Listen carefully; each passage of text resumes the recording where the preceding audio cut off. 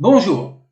Au début, on avait préparé une vidéo avec la traduction de deux textes assez longs, comme la bataille de Kadesh.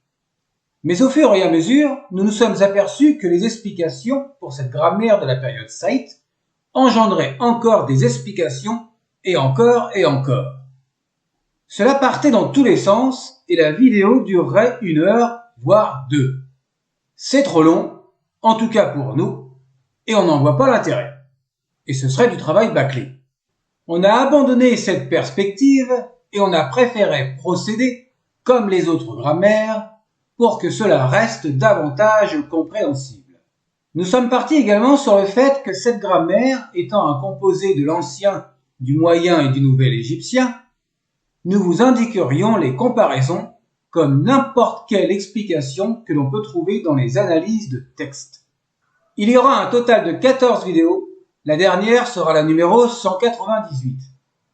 Il y aura pour certains beaucoup de blabla et pour d'autres, ce pourrait être « Ah oui, je me rappelle, ça me dit quelque chose ».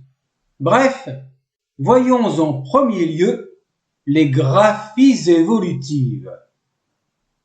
La période appelée la Basse Époque commence dès la 25e dynastie, après la 3e période intermédiaire. La grammaire de la 25e dynastie est une continuité du néo-égyptien, incluant la grammaire de tradition du moyen égyptien. La 26e dynastie, appelée période saïte, entrevoit des particularités dans sa graphie et dans sa grammaire. Jusqu'à la 27e dynastie, la grammaire continuera son évolution, mélangeant la 25e et la 26e. Les scribes au cours de l'époque égyptienne ont repris ou recopié les anciens textes. Ils ont fait de même pour les graphies et quelques règles de grammaire, spécialement pendant la période saïte. Cette nouvelle playlist est donc majoritairement consacrée à la grammaire de la 26e dynastie. Rappelons que nous allons voir l'écriture des monuments et des stèles et autres supports, notant l'écriture hiéroglyphique, car l'écriture manuscrite étant démotique, le dérivé du hiératique. Cette écriture démotique commence sous le règne de Psamétique Ier, deuxième roi de cette dynastie. Et dans une autre playlist, bien plus tard, nous aurons une autre grammaire qui commence dès la 28e dynastie. Les graphies se diversifient avec l'évolution du langage ou par les diverses phonétiques associées aux hiéroglyphes. Cette évolution est déjà attestée dès l'Ancien Empire et se poursuit jusqu'à la fin de la période romaine. La plus attestée, sans doute, est celle qui correspond au changement en T, Tche, D et Dje. Nous avons préféré attendre la Basse Époque pour faire un rappel de cette évolution. Néanmoins, nous en avons déjà parlé dans la vidéo numéro 1 à partir de 14 minutes 20 dans la playlist de la grammaire du Moyen Empire, mais également dans la vidéo 6 à partir d'1 minute de cette même playlist. Voyons ces exemples. Notons le passage du tche en te. À l'Ancien Empire, irtchet pour le lait. Au Moyen Empire, on a la variante évoluée en irtet. Au Nouvel Empire et également à la 26e dynastie, irtet. Netcher pour le dieu, à l'Ancien et au Moyen Empire. Au Nouvel Empire, on a la variante Néter qui commence à apparaître et elle se retrouve aussi à la 26e dynastie.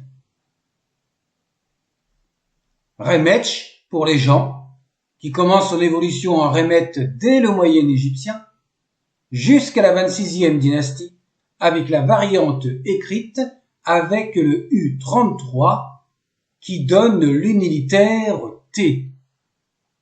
Et le passage du dje en de, c'est rouge, dès le début de l'Ancien Empire pour faire pousser, et dès le Moyen Empire, on assiste à la variante Serud, car le hiéroglyphe T12 peut avoir le trilitère Rud, et à la 26e dynastie, on peut constater que le W peut se placer sous le S dans la variante. Tout en gardant la même phonétique, ce n'est qu'un quadrat. le verbe sejezer, nettoyer. La traduction de sanctifier n'est connue que dès le Moyen Empire. À la 26e dynastie, on trouve la variante en sédécer. Autre exemple avec Demej, qui veut dire le total. Le hiéroglyphe S23, il est fréquemment attesté dès le début de l'Ancien Empire avec le trilitère Demej. Et au cours même de l'Ancien Empire, il devient Demed et il gardera cette valeur au cours des dynasties. Il est possible que les valeurs que nous vous montrons pour la 26e dynastie soient attestées à la 25e et même après la période saïte. C'est juste un aperçu évolutif. À la 26e dynastie, les scribes ont réalisé leurs textes comme ceux qui sont inscrits dans les textes des pyramides, c'est-à-dire majoritairement sans déterminatif. Et plusieurs lexis ne s'écrivent qu'avec des unilitaires, fréquemment sous psamétique 2. Ib, le cœur, écrit avec des unilitaires à la place du signe habituel de F34 pour représenter le cœur. Wa, l'article 1, écrit avec des unilitaires à la place du signe T21 qui représente le harpon.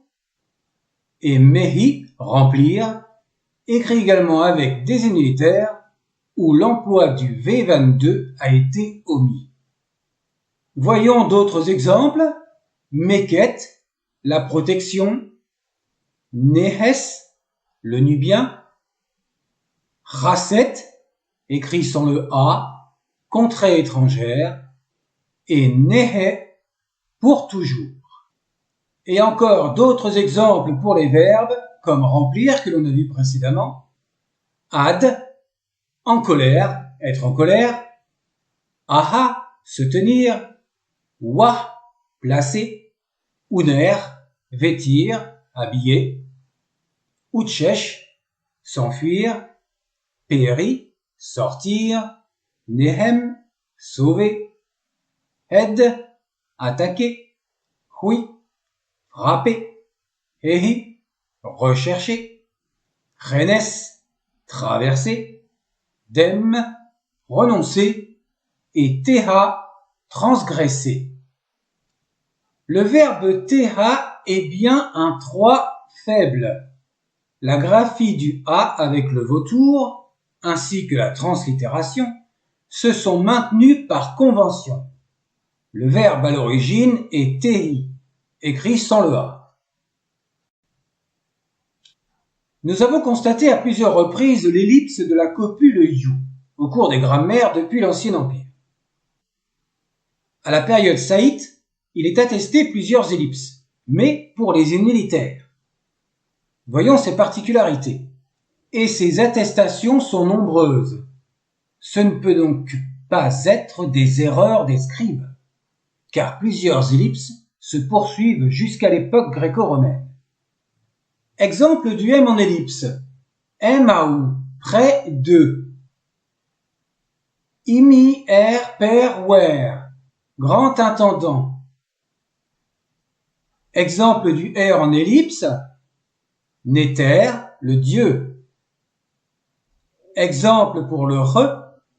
Rer Nesu, connu du roi. Raet, la veuve. Exemple avec le S. Chesep, recevoir. Et enfin pour le T en ellipse. Refet, lorsque, quand. Voyons cet exemple avec le I. Imar, le vénérable. Mais le signe F39 indique bien le quadrilitère Imar. Exemple du N. N-A-N, à cause de. Toutefois, le N du génitif n'est plus obligatoire même depuis l'Ancien Empire. Autre exemple dans une syntaxe, Redi Andr Nefer Ns, lui accorder une belle vie. Cette fois-ci, c'est l'absence de la préposition à pour. Accorder une belle vie pour elle. Dans ce cas, il ne faut pas traduire par accorder sa belle vie. Enfin, plusieurs graphies de l'Ancien Empire sont attestées à la 26e dynastie. En exemple, Neb, le seigneur, le maître, qui est écrit avec l'unitaire P. Achet, l'horizon, qui est écrit avec le déterminatif N18. Pay, atteindre, qui peut s'écrire sans le déterminatif comme on a vu précédemment, mais également uniquement avec le F22. Les hiéroglyphes qui deviennent une partie comme l'aile d'un oiseau, comme vu dans la vidéo 136 de la grammaire de l'Ancien Empire, en exemple Rekeru, les ornements. Le premier signe n'est pas répertorié dans la liste des hiéroglyphes de J-Sèche. Et en exemple avec le déterminatif Y2 qui devient très rare dès la première période intermédiaire. Out, la longueur, Sejefau, les provisions. Ça y est, on est arrivé à la fin de la vidéo. Tout le vocabulaire de cette playlist sera en une seule vidéo, comme pour la grammaire de l'Ancien Empire. Nous vous montrerons 8 nouveaux hiéroglyphes, ce qui fera en tout 1032, et nous ferons le maximum pour que vous ayez l'indication de tous les hiéroglyphes répertoriés, c'est-à-dire des milliers, au fur et à mesure des vidéos. C'est totalement inutile de vous les montrer en une seule fois. Il est préférable de les apprendre dans leur contexte, au fur et à mesure. Sur ce, portez-vous bien.